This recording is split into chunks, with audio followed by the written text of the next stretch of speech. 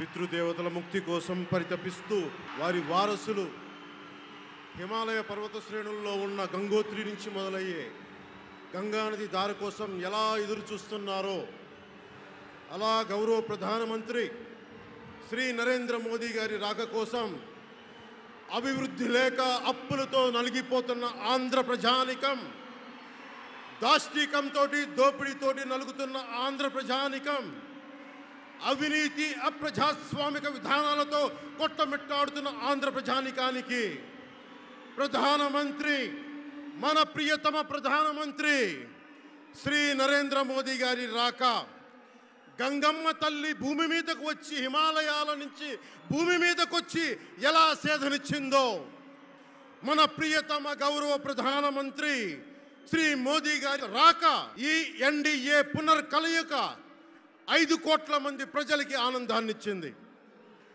దేశ ప్రజల ఆశీస్సులతో ముచ్చటగా 3వసారి ప్రధానమంత్రి అవ్వబోతూ హ్యాట్రిక్ కొట్టబోతున్న శ్రీ మోదీ గారికి ఆంధ్ర రాజ్య ప్రజల తరపు నుంచి ఎన్డీఏ కూటమిలో భాగస్వామ్యమైన 3 పార్టీలు భారతీయ జనతా పార్టీ, తెలుగుదేశం, జనసేన తరపు నుంచి శ్రీ నరేంద్ర మోదీ గారికి ఘన స్వాగతం పలుకుతూ హృదయపూర్వక నమస్కారాలు తెలియజేస్తున్నాను.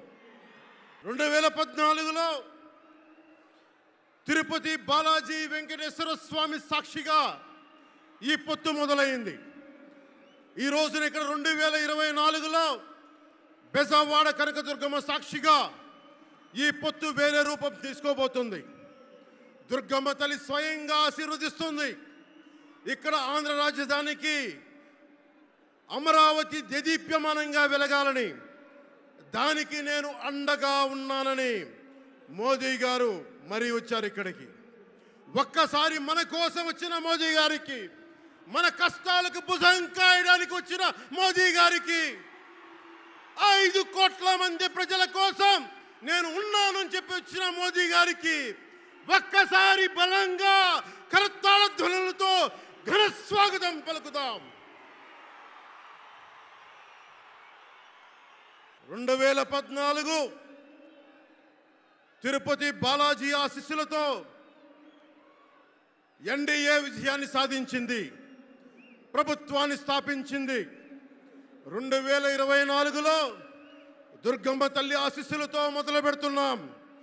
అంతకు మించిన ఘన విజయం సాధిస్తున్నాం. ఎన్డీఏ ప్రభుత్వాన్ని స్థాపిస్తున్నాం. బిడ్డలకి అండగా ఉండే దుర్గమ్మ తల్లి అయ్య కంటే ఒక ముద్ద ఎక్కువే పడద్ది.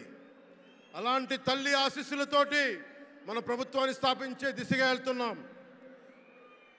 మోదీ గారు డిజిటల్ భారత్ అన్న నేపథ్యంలో దేశాన్ని మొత్తం తీసుకెళ్తా ఉంటే ఇక్కడున్న వైసీపీ ప్రభుత్వం అధికారికంగా ప్రతి చోట క్యాష్ ఎకానమీ అయిపోయింది. దేశాన్ని డిజిటలైజ్ చేద్దాం, కరప్షన్ తగ్గిద్దాం, బ్లాక్ మనీని తగ్గిద్దామంటే ఆంధ్ర రాజ్యంలో, ఆంధ్ర రాష్ట్రంలో మటుకు బ్లాక్ మనీ ఎక్కువైపోయింది. ఉదాహరణకి సారా తీసుకుంటే, ఏరక్ వ్యాపారమే తీసుకుంటే సంపూర్ణ మద్యపాన నిషేధం అని చెప్పి వచ్చిన వ్యక్తి ఈ రోజున మద్యాన్ని సారా ముఖ్యమంత్రి కాదు, అతను ఒక సారా వ్యాపారి. అతను ఈ రోజున 1,13,580 కోట్ల రూపాయలు 5 సంవత్సరాల్లో అఫీషియల్గా అన్అఫీషియల్గా సేల్స్ అది పెట్టారు. కానీ దాన్ని అండర్ రిపోర్ట్ చేస్తూ 84,050 కోట్ల మటుకు చూపించారని చెప్తా ఉన్నారు. ఈ రోజున కేంద్ర ప్రభుత్వానికి కానీ భారతదేశపు ఎక్స్చెక్కర్కి కానీ 10,000 కోట్ల రూపాయల జిఎస్టీ ఎవేషన్ జరిగింది. అలాగే ఇసుక దోపిడీ, జేపీ వెంచర్స్ పేరు మీద ఆ బినామీలు ఎవరో తెలుసు, ఆ 5 మంది. पवन जरा पुलिस के लोग उनको नीचे उतारिए उनको। बिजली के तार हैं, आप क्या कर रहे हैं वहां? Please come down.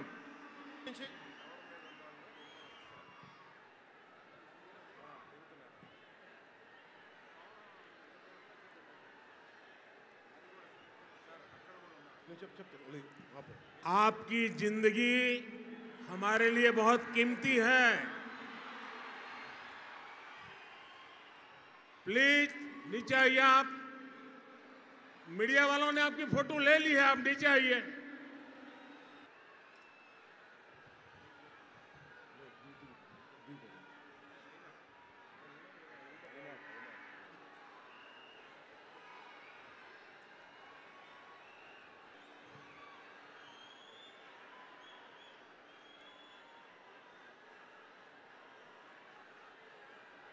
यहाँ जो पुलिस के लोग होंगे, इन सभी टावर पे जरा केयर करें।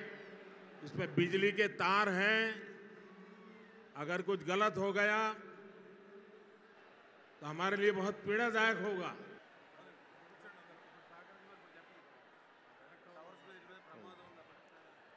దయచేసి అందరూ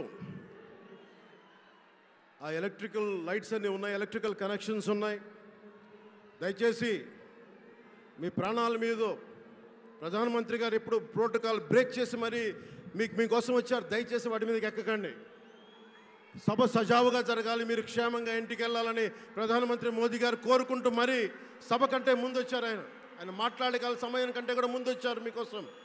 దయచేసి బాబు మీరు కూడా దిగిపోయింది అక్కడి నుంచి,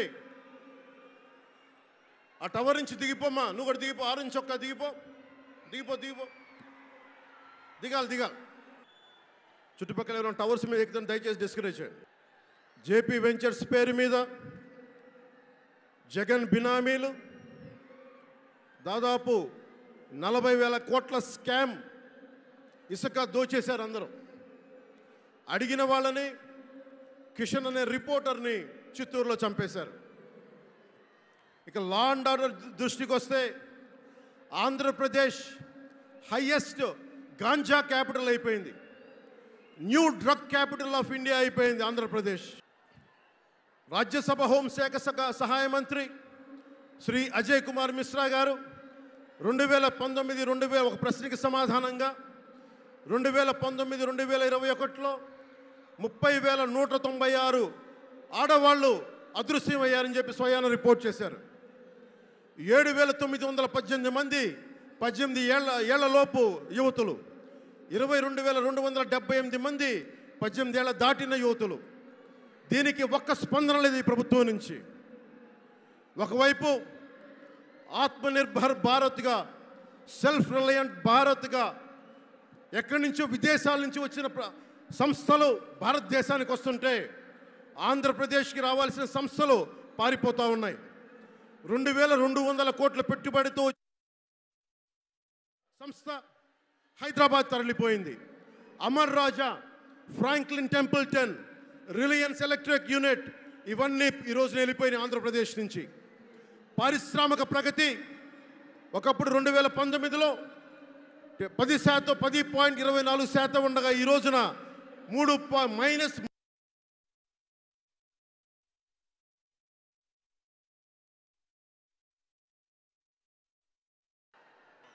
దయచేసి మీరు అందరూ మైక్ సెట్ మీద పడకుండా దూరంగా వెళ్ళండి. అందరూ దయచేసి మీ ఉత్సాహం రాష్ట్రం వైపు చూపించండి, దేశం వైపు చూపించండి. మైక్ సెట్ మీద పడితే మనకి మాట్లాడటానికి ప్రధానమంత్రి గారు విలువైన మెసేజ్ ఇస్తారు. దానికోసం మైక్ మీద పడకుండా, కన్సోల్ మీద పడకుండా దయచేసి అందరూ అక్కడున్న యువకులు అందరూ దయచేసి ఒత్తిడి చేయకుండా వెనక్కి వెళ్ళండి. ఆంధ్రప్రదేశ్ నెగిటివ్ గ్రోత్ పోతా ఉంది. మా మీద తెలుసు వైజాగ్లో ఇన్సిడెంట్లు కానీ ప్రతిపక్ష నాయకుల మీద ఎలాంటి దాడులు చేశారో. బీజేపీ కార్యకర్తల్ని పొట్టల్లో కత్తులు గుచ్చి పేగులు బయటికి తీశారు వైసీపీ నాయకులు. వైఎస్ వివేకానంద రెడ్డి గారిని మర్డర్ చేయించిన ప్రభుత్వం ఇది. సిబిఎన్ గారిని ఇబ్బంది పెట్టిన ప్రభుత్వం అరెస్ట్ చేసి నన్ను స్వయాన అనేక పర్యాయాలు అడ్డుకున్న ప్రభుత్వం ఇది. ఈ ప్రభుత్వం పోవాలి. ఈ ప్రభుత్వం పోవాలంటే ఒకటే, డబ్బులు పెరిగిపోయిన జగన్కి ఎవరు అడ్డు ఆపు లేరు, నేను ఏదైనా చేయగలను అనుకుంటున్నాడు. రావణాసురుడు కూడా ఒకటే అనుకున్నాడు, నా చుట్టూ బంగారంతో కట్టిన లంక ఉంది, వజ్రాలతో వైడూర్యాలతో ఉన్న పుష్పక విమానం ఉంది, ధీరులు సూరులు మంది మార్బలం ఉన్నారు అనుకున్నాడు. నన్నేం చేయగలడు అనుకున్నాడు. నార చీర కట్టుకొని నేల మీద నిలబడి శ్రీరాముడు బాణంతో చంపేశాడు. అయోధ్యకే రాముణ్ణి తీసుకొచ్చిన శ్రీ మోదీ గారు ఇక్కడ ఉంటే రాష్ట్రాన్ని రావణకాస్త్రం చేసిన చిటికిని వేలంత రావణాసురుణ్ణి తీసేయడం అంత కష్టమా? నేను తాడేపల్లిగూడెం సభలోనే చెప్పాను, ఇక్కడ నుండి నేను దేవదత్తం పూరిస్తున్నానని. అర్జునుడు పూరించిన శంఖం దేవదత్తం అంటే నేను దేవదత్తం అన్నాను, కానీ పాంచజన్యం అనలేదు. అది పూరించాల్సింది ద్వారకలో ఉన్న శ్రీకృష్ణుడే. అక్కడి నుండే మోదీ గారు పాంచజన్యాన్ని వచ్చిన మోదీ గారు, గుజరాత్ ద్వారక నుంచి వచ్చిన శ్రీ మోదీ గారు ఈ కురుక్షేత్ర యుద్ధం కోసం పాంచజన్యాన్ని పూరిస్తారు. ఇక్కడ జరగబోయే ఎన్నికల కురుక్షేత్రం, ఈ యుద్ధం ఫలితం ధర్మందే విజయం, పొత్తుదే గెలుపు, కూటమిదే పీఠం. ధర్మందే విజయం, పొత్తుదే గెలుపు, కూటమిదే పీఠం. జై హింద్.